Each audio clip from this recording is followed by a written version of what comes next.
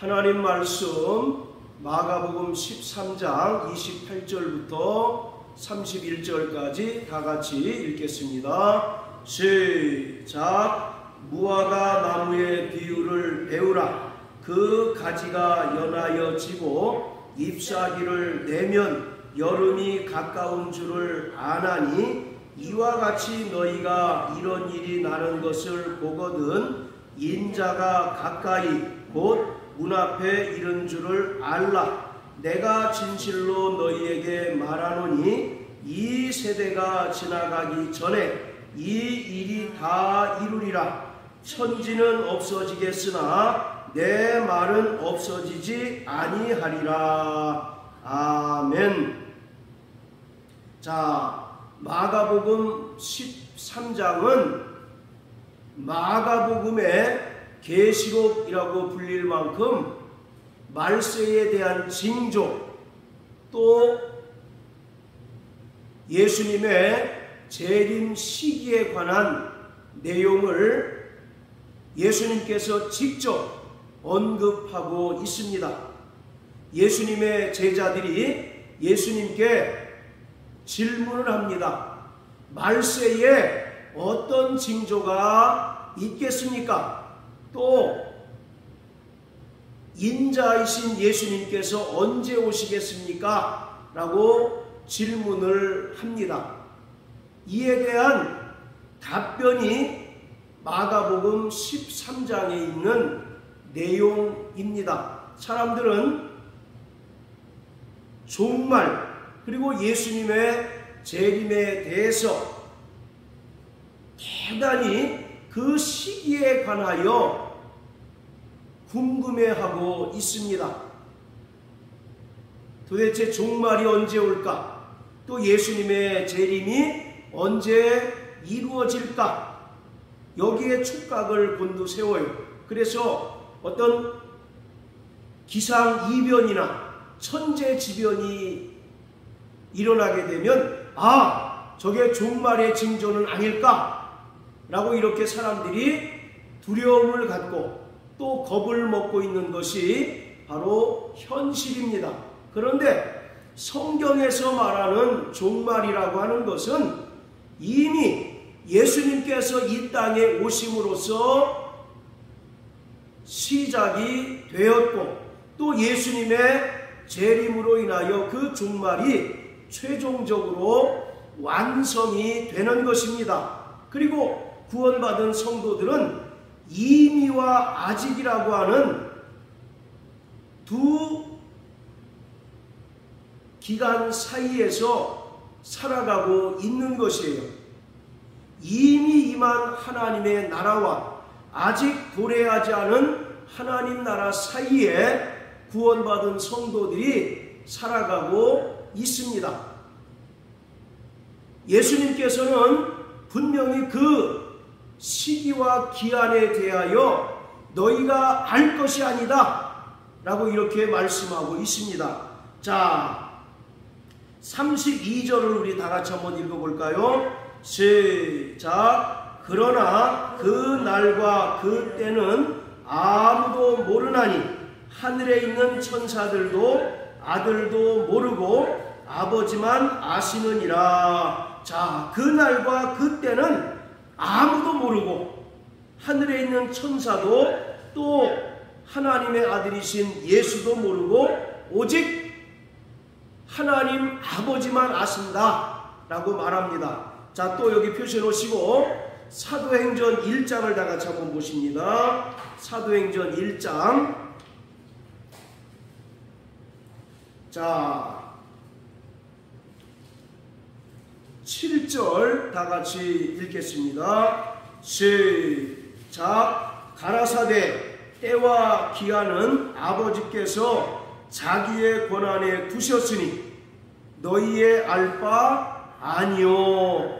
때와 기한은 하나님 아버지께서 자기 권한에 두셨기 때문에 너희가 알 바 아니다 라고 이렇게 이야기합니다. 이처럼 예수님께서는 그 날과 그때 때와 기한에 대해서는 아무도 모르고 오직 하나님 아버지께서만이 아시고 그의 권한 아래 두었기 때문에 너희가 알 바 아니다 라고 이렇게 말을 합니다. 그럼에도 불구하고 사람들은 끊임없이 예수님의 재림의 날 또 재림의 시기에 대한 궁금증이 대단히 큽니다. 그것을 억지로 계산해 내다가 큰 낭패를 당하는 경우들이 대단히 많습니다. 1992년 10월 28일 사건을 기억하시는 분들이 있을 겁니다.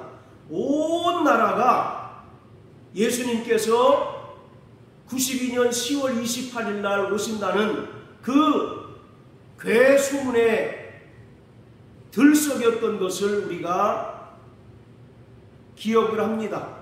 그래서 많은 사람들이 주님께서 10월 28일 날 오신다는데 직장 다녀서 무엇하고 또 공부해서 무엇하고 또 일해서 무엇하랴 그날을 준비하고 그날 주님을 맞이해서 하나님 나라로 올라가면 그만인 것을 이렇게 생각해서 일상생활을 다 포기하고 심지어 가정주부나 또는 남편이 그 가정을 다 내팽개치고 교회로 가서 행방불명되는 그런 경우들이 대단히 많았습니다. 실제로 그 기사들을 보면 아이를 임신한 임산부가 무거워서 혹시 들림받지 못하면 어떡할까 해서 아이를 낙태하는 그런 사례까지 있었다고 합니다. 그리고 고3 수험생들이 순전히 시험 보기 싫어서 주님이 곧 오시는데 대학 시험이 무슨 소용이랴 하면서 학교 다니는 걸 포기하고 그 당시에 단위 선교회에 빠져가지고 아주 열성적으로 그날을 준비했던 그런 기억들이 있습니다.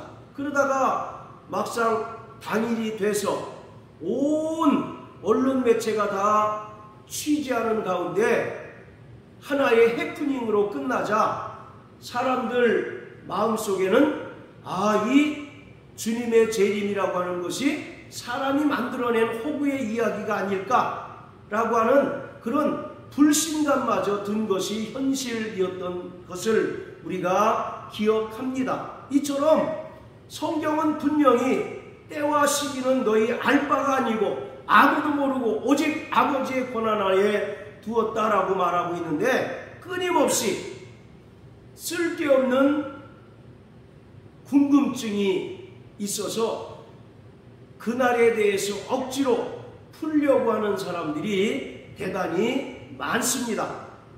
자, 성경에 나타난 인류의 역사가 과연 몇 년 정도 될까요?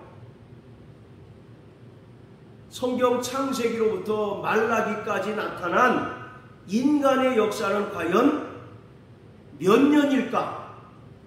이것을 계산해낸 사람이 있어요. 아일랜드의 대주교라고 하는 제임스 어셔라고 하는 사람이 성경에 나타난 족보를 일일이 연결해서 성경에 나타난 인류의 역사를 계산해 냈더니 구약이 4004년입니다. 그리고 지금 신약이 예수님 오신 후로 약 2000년 지났지 않습니까? 그러니까 성경에 나타난 인류의 역사가 6000년이다 라고 이렇게 사람들이 알고 있어요. 이 제임스 어셔라고 하는 사람이 이 연대를 산출해낸 근거가 말씀드린 것처럼 성경에 나타난 족보입니다. 창세기 4장에 가인의 그 계보가 나오고 또 그 이후에도 계속 성경은 바로 족보책이라고 할 만큼 족보에 대해서 많이 언급하고 있습니다. 특히 역대상 1장부터 9장까지를 보면 아담부터 시작해서 계속해서 족보에 대한 이야기가 나옵니다. 이 제임스 어셔라고 하는 사람이 이것에 착안해서 성경에 나타난 족보를 연결을 했어요. 그랬더니 정확하게 4004년 10월 22일 그리고 6시간이었다라고 기록을 합니다. 그래서 이 사람이 계산해낸 그 결과 구약 4004년 그리고 신약이 2000년 흘렀으니까 인류의 역사가 6000년이다 라고 이렇게 주장을 하는 것입니다. 그런데 이 연대가 정확한 것일까? 결코 그렇지 않다는 것입니다. 왜냐하면 성경에 나타난 족보에는 대단히 중요한 특성이 하나가 있는데 그것은 바로 대표성의 원리입니다. 자, 따라하세요. 대표성의 원리. 예, 바로 성경에 나타난 족보는 대표성의 원리가 있어요.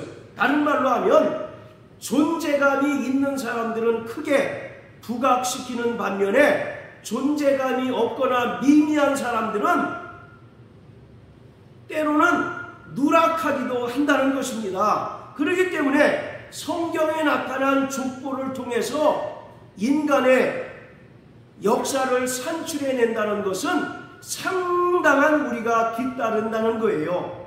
그렇기 때문에 바로 4004년이 아닐 가능성이 더 크다는 것을 우리는 분명히 알 수가 있습니다. 자, 이처럼 제임스 어셔라고 하는 사람이 4004년이라고 하는 연대를 산출해냈는데 이것을 근거로 해서 세대주의를 주장하는 사람들은 인간의 역사를 7세대로 구분을 합니다. 바로 여기서 7세대로 세대주의자들이 인간의 역사를 구분한 것은 창세기 1장에 나타난 엿새 동안의 하나님의 천지 창조 그리고 베드로후서 3장 8절과 9절의 말씀 하루가 1000년 같고 1000년이 하루 같은 이 한 가지 사실을 잊지 말라는 이 말씀을 근거로 해서 인간의 역사가 이제 6000년이 되었으니 곧 천년왕국 시대가 도래하고 또 주님의 그 종말이 가까웠다라고 이렇게 주장하는 사람들이 대단히 많습니다.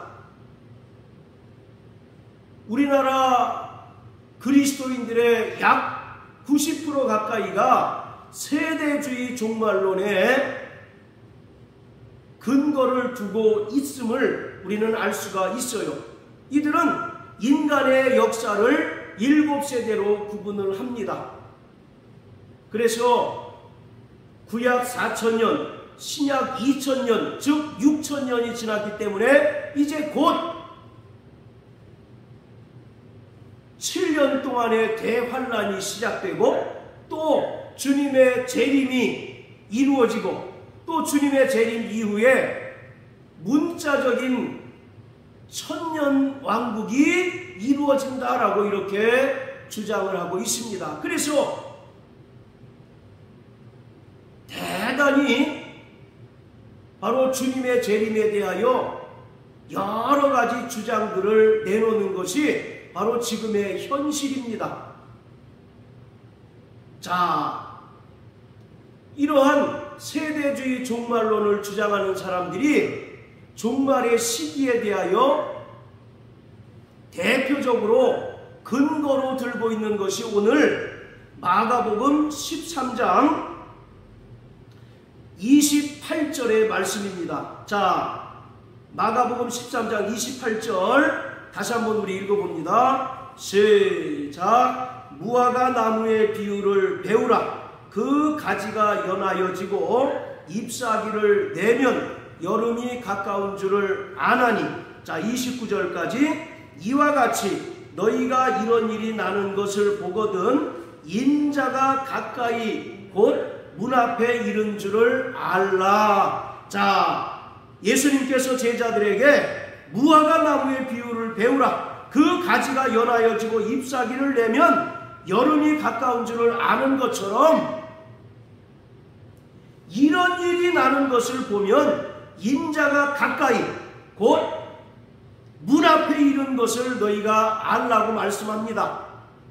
그러니까 바로 무화과 나무가 그 가지가 연하여지고 잎사귀를 내는 일들이 나타나거든 바로 주님이 재림하실 것이 임박했다는 것을 너희가 깨달으라고 이렇게 말씀하고 있어요.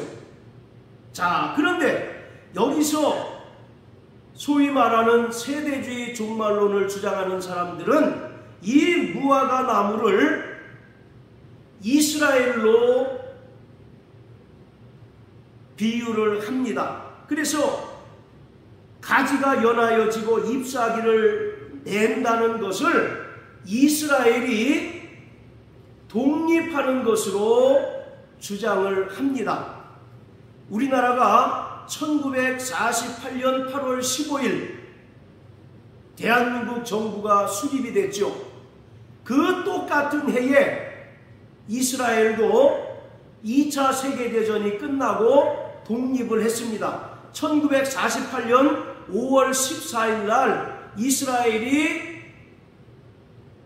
독립을 했는데 바로 이 이스라엘 독립한 이 날 1948년 5월 14일 이것을 바로 무화과 나무의 비유라고 말하고 있어요.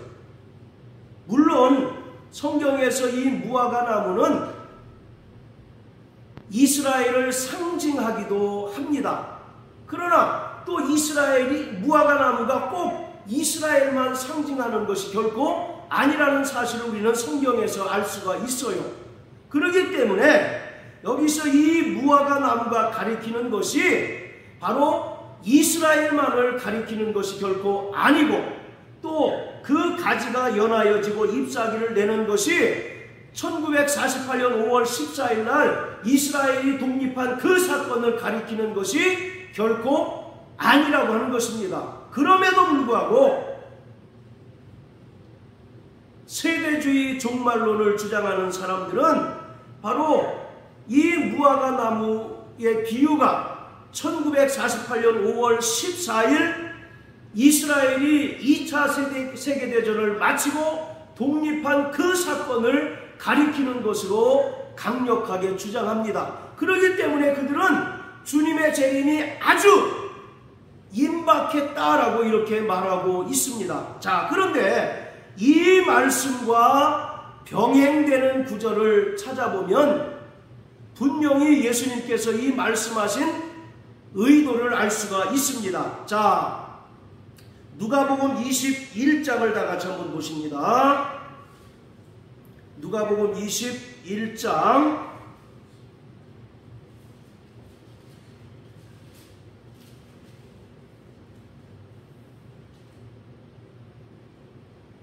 자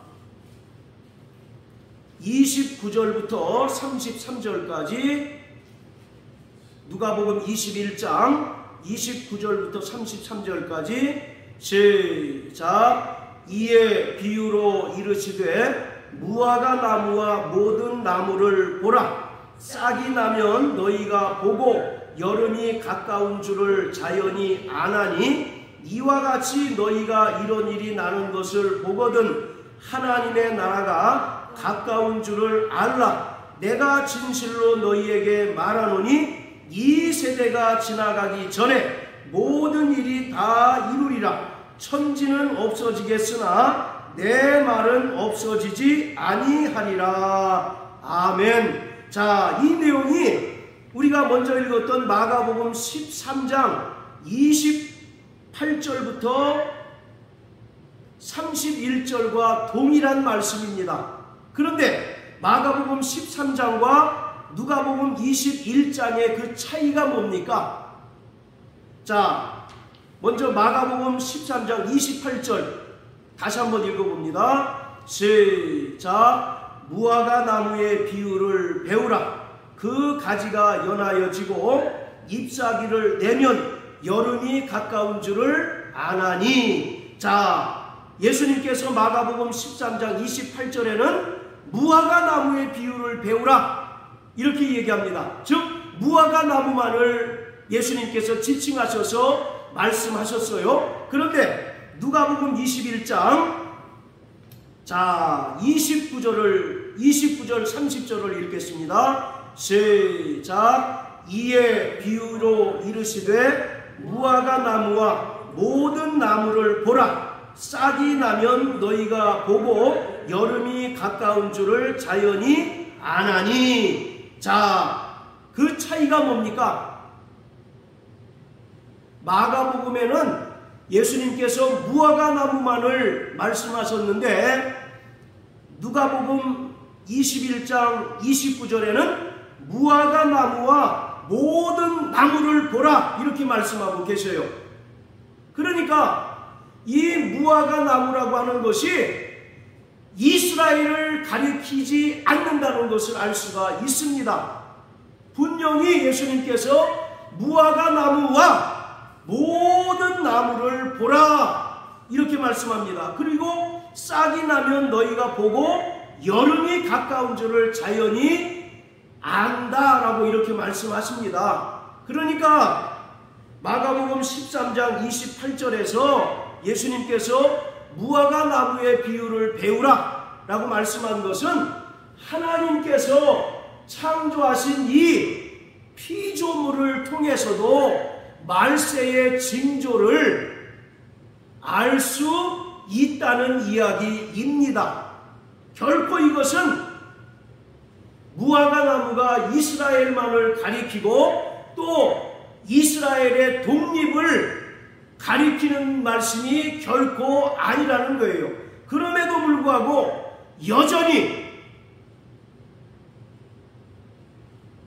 인류 역사 6,000년을 주장하고 또 세대주의 종말론을 주장하는 사람들은 이 말씀을 이스라엘의 독립사건으로 설명하고 또 주님의 재림이 임박했다라고 이렇게 이야기를 합니다. 세대주의 종말론을 주장하는 사람들은 음모론에 빠지기 쉽습니다. 우리가 살아가면서 일어나는 어떤 기괴한 일들을 전부 음모론에 근거해서 그 사건들을 해석하는 경우가 대단히 많아요. 예를 들어서 우리가 몇 년 전에 코로나로 인하여 전 세계가 어려움을 겪었지 않습니까? 그 코로나도 어떤 하나의 바로 종말론에 근거해서 음모론으로 설명을 하다가 큰 낭패를 당하기도 했습니다. 뭔가 이 코로나 백신이 인간들을 노예로 만드는 그런 이제 어떤 역할을 한다라고 주장하다가 결국 그러한 주장을 철회하고 사과하는 그런 사례도 있었어요. 이처럼 우리는 그 날과 그 시에 대해서 언제일까? 어느 때인가? 혹시 또 다른 힌트가 있을까? 라고 그 시기에 대하여 쓸데없는 궁금증이나 쓸데없는 의혹을 갖는 것은 바로 비성경적임을 알아야 합니다. 예수님께서 그 날과 그 시에 대해서 분명히 못을 박으셨잖아요. 그 날과 그때는 아무도 모르나니 하늘에 있는 천사들도 아들도 모르고 아버지만 아신다라고 말합니다. 그리고 우리가 읽은 것처럼 사도행전 1장 7절의 말씀도 때와 기한은 아버지께서 자기 권한에 두셨기 때문에 너희의 알 바 아니요. 그러면서 사도행전 1장 8절에 뭐라고 얘기합니까? 오직 성령이 너희에게 임하시면 너희가 권능을 받고 예루살렘과 유다와 사마리아와 땅끝까지 이르러 내 증인이 되리라고 말씀하십니다. 이것은 때와 기한에 대하여 쓸데없이 관심을 기울이지 말고 또 쓸데없는 궁금증을 갖지 말고 주님께서 우리에게 맡겨주신 그 사명을 감당하는 삶을 사는 것이 더 중요하다라고 이렇게 예수님께서 말씀하신 거예요. 자, 또 데살로니가전서 5장을 다 같이 보시겠습니다. 데살로니가전서 5장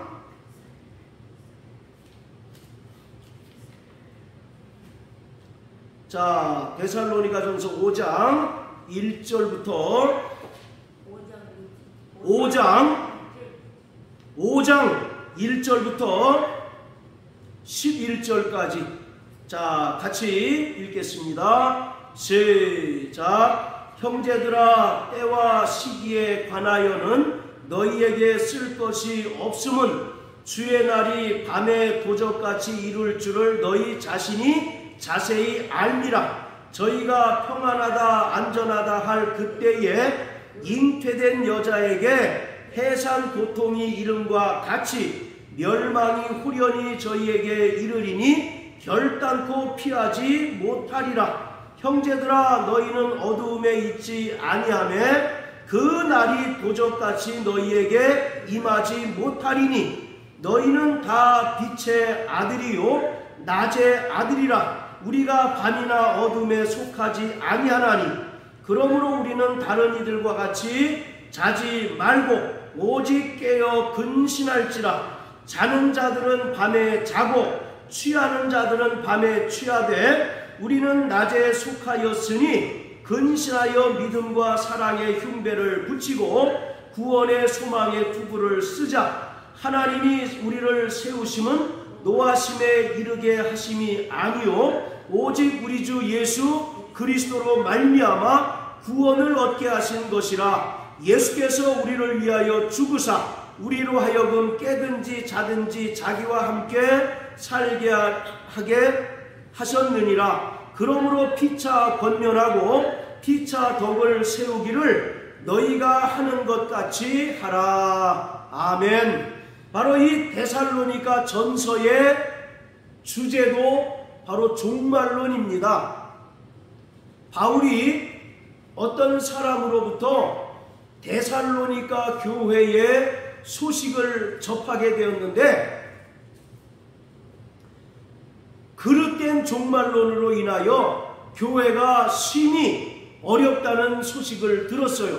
그래서 바로 믿음이 연약한 데살로니가 성도들에게 이 데살로니가 전서를 기록해서 보여줌으로써 그들이 그릇된 종말론으로 인하여 수히 동심하지 말고 바른 믿음으로 주님의 재림을 기다리고 주님의 재림을 준비하는 신앙생활을 하도록 권면하고 있습니다.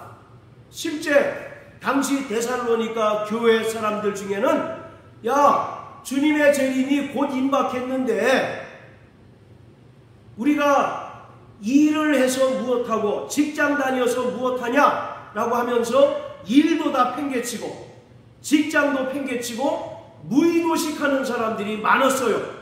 그리고 이러한 사람들이 여기저기 다니면서 쓸데없는 문제들을 일으키고 있었습니다. 이러한 소식을 사도 바울이 듣고 이 데살로니가 전서를 보내줌으로써 저들이 그릇된 종말론에서 벗어나서 바른 종말론 그리고 바른 신앙으로 주님의 재림을 기다릴 것을 권면하고 있습니다. 자, 5장 1절 2절에 뭐라고 얘기합니까? 때와 시기에 관하여는 너희에게 쓸 것이 없음은 주의 날이 밤에 도적같이 이룰 줄을 너희가 자세히 알미라.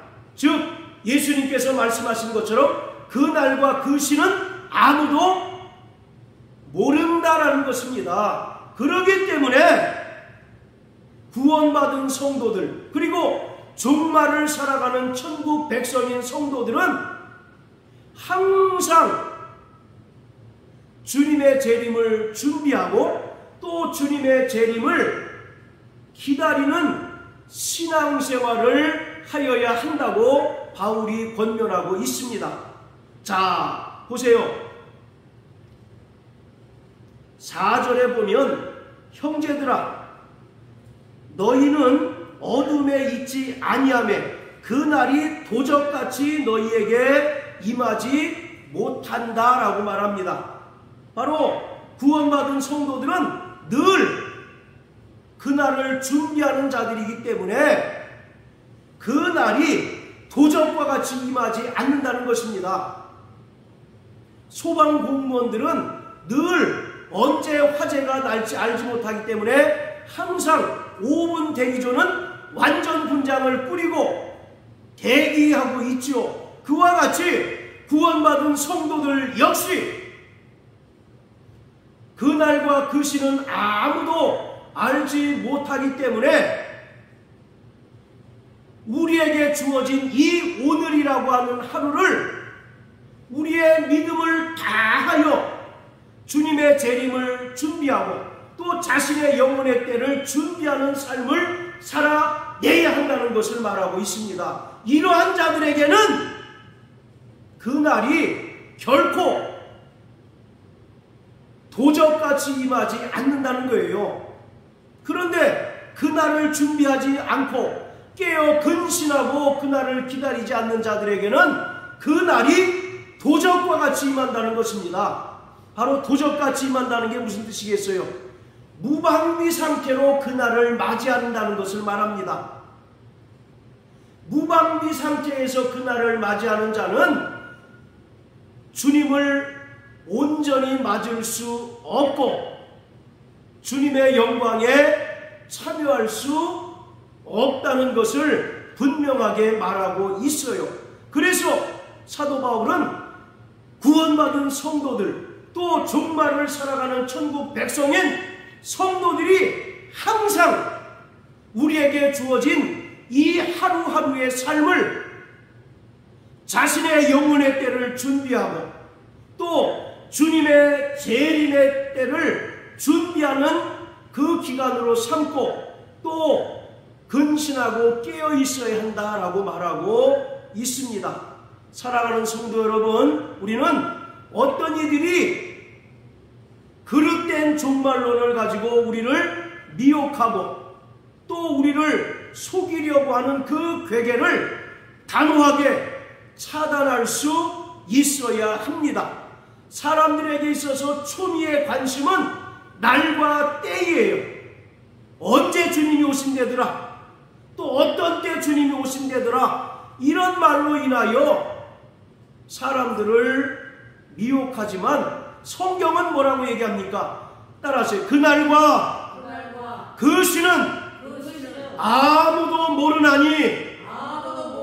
할렐루야. 오직 성경이 말하는 것은, 예수님께서 말하는 것은 그날과 그 시는 아무도 알지 못한다는 거예요. 어떤 사람이 92년 10월 28일 날 주님 오신대, 또 어떤 사람은 2026년도에 주님 오신대, 이렇게 자꾸 그날과 그 시를 말함으로써 성도들을 미혹하려고 합니다. 그러나 성경은 말씀드린 것처럼 그날과 그 시는 아무도 알지 못한다라고 말하고 있어요. 다만 오늘 데살로니가전서 5장을 통해서 바울이 말한 것처럼 구원받은 성도들, 또 주님의 재림을 기다리고 또 영혼의 때를 사모하는 거룩한 믿음의 성도는 날마다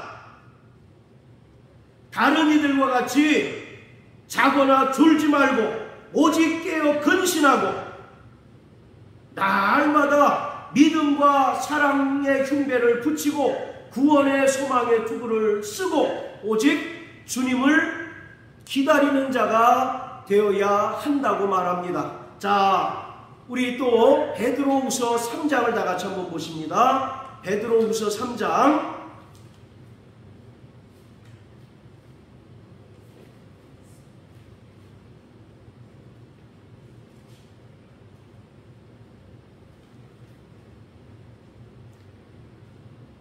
자, 베드로후서 3장 3절부터 9절까지 읽겠습니다. 시작. 먼저 이것을 알지니 말세에 기롱하는 자들이 와서 자기의 정욕을 좇아 행하며 기롱하여 가로되 주의 강림하신다는 약속이 어디 있느뇨? 조상들이 장후로부터 만물이 처음 창조할 때와 같이 그냥 있다 하니 이는 하늘이 옛적부터 있는 것과 땅이 물에서 나와 물로 성립한 것도 하나님의 말씀으로 된 것을 저희가 불어 잊으려 함이로다. 이로 말미암아 그때 세상은 물의 넘침으로 멸망하였으되 이제 하늘과 땅은 그 동일한 말씀으로 불사르기 위하여 간수하신 바 되어 경건치 아니한 사람들의 심판과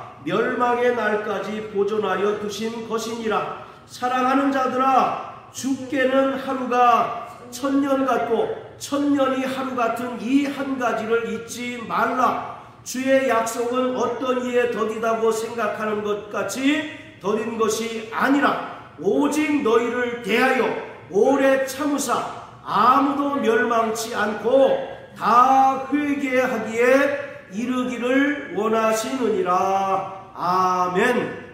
자, 어떤 이들이 우리가 믿는 종말 신앙을 조롱한다는 것입니다. 야, 무슨 이 대명천지의 종말이 어디 있어? 봐라, 이 천지가 옛날부터 지금까지 그대로 있는데 무슨 종말은 쓸데없는 소리 하지 말라고 우리의 종말 신앙, 주님의 재림을 기다리는 그 믿음을 비아냥거리고 조롱한다는 것입니다. 그러나 우리가 분명히 알아야 할 것은 하나님께서 노아 때에 그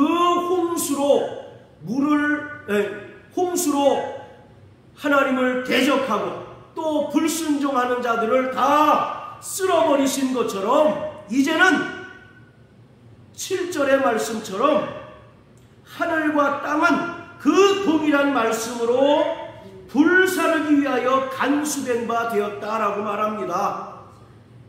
주님의 재림이 언제인지 알지 못하지만 주님께서 재림하시는 날 하나님께서는 이 천지 만물을 불로써 그 체질까지 다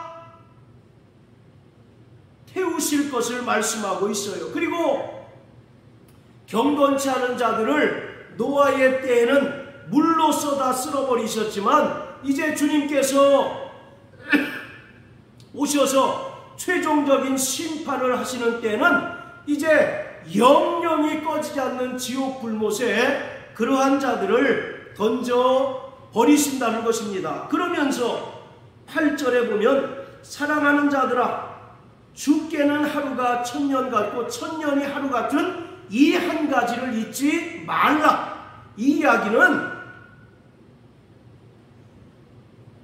인간의 숫자 개념으로 주님의 재림의 날을 계산하지 말라는 겁니다. 할렐루야. 하나님께서는 하루가 천년 같고 천년이 하루 같은 분이시니 인간의 그 짧은 지혜와 지식으로 주님의 재림의 때를 계산하는 것이 전혀 쓸데없고 무의미하다는 거예요. 그러니까 우리는 언제 주님 오신대, 언제 또 7년 대환란이 이루어진다, 이렇게 얘기하는 사람들의 말을 믿어서는 결코 안 되고 그러한 자들의 유혹에 넘어가서는 안 됩니다. 바로 7년 대환란은 없습니다. 그리고 세대주의 종말론을 주장하는 사람들이 말하는 문자적인 천년왕국은 없고 바로 예수님의 초림과 재림 때까지의 그 기간이 바로 천년왕국 때입니다. 바로 이 천년이라고 하는 것은 하나의 상징적인 개념으로 우리가 받아들여야 하는 거예요. 그래서 예수님의 은혜를 믿음으로 말미암아 구원받고 또 침례를 받아 거듭난 하나님의 자녀들은 이 땅에서 그리스도와 함께 왕노릇하며 살아가고 있는 것입니다. 바로 이 천년이라고 하는 것은 하나님의 완전 숫자, 상징적인 숫자로서 구원받은 성도들이 이 땅에서 그리스도와 함께 왕노릇하는 것을 설명하고 있는 것입니다. 자, 디모데 후서를 다 같이 한번 보십니다. 디모데 후서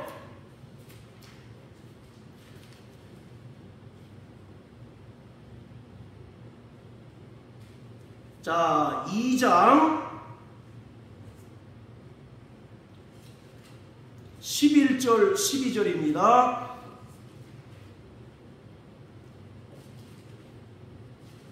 자, 같이 읽겠습니다. 시작. 미쁘다 이 말이요, 우리가 주와 함께 죽었으면 또한 함께 살 것이요, 참으면 또한 함께 왕노릇할 것이요, 우리가 주를 부인하면 주도 우리를 부인하실 것이라. 자, 11절에 보면 우리가 주와 함께 죽었으면 또한 함께 살 것이요, 이 말은 우리가 예수님의 명령을 따라서 침례받는 것을 말합니다. 이처럼 주님의 명령을 따라 침례를 받아 거듭난 자들은 12절의 말씀처럼 또한 그리스도와 함께 왕노릇할 것이다 라고 말하고 있습니다. 사랑하는 성도 여러분, 우리는 주님의 재림을 기다리는 성도들입니다. 할렐루야. 천지는 없어지겠으나 하나님의 말씀은 결코 변함이 없고 1.1획이라도 떨어지지 않는다고 말씀한 것처럼 하나님의 모든 말씀은 완벽하게 성취되었습니다. 구약의 수많은 선지자와 예언자들의 입을 의탁하셔서 하신 하나님의 예언들이 하나님의 아들 예수 그리스도로 말미암아 완벽하게 성취되었습니다. 그리고 이제 한 가지 남은 예언이 있는데 바로 그것은 주님의 재림인 것입니다. 하나님은 인생이 아니시니 시건치 아니하시고 인자가 아니시니 후회하심이 없도다. 어찌 그 입으로 하신 말씀을 실행치 않으심이 있겠느냐라고 말씀하신 것처럼 하나님께서는 그 모든 말씀을 완벽하게 성취하시고 이루시는 분입니다. 그렇기 때문에 우리는 아무 의심 없이 주님의 재림을 기다리며 또 우리 영혼의 때를 준비하는 자가 되어야 하는 것입니다. 오늘 사도 바울이 말한 것처럼 그 때와 그날을 알 수 없지만 항상 깨어서 준비하는 자에게는 그날이 도적같이 임하지 않는다라고 말씀하고 있습니다. 그러므로 일평생 믿음의 정절을 지키며 또 성령 충만한 가운데 거룩한 성화의 삶을 살며 다시 오실 주님을 기다리는 그 복된 믿음으로 날마다 승리하는 삶을 살아내는 저와 여러분들 되시길 예수님 이름으로 축복합니다. 할렐루야.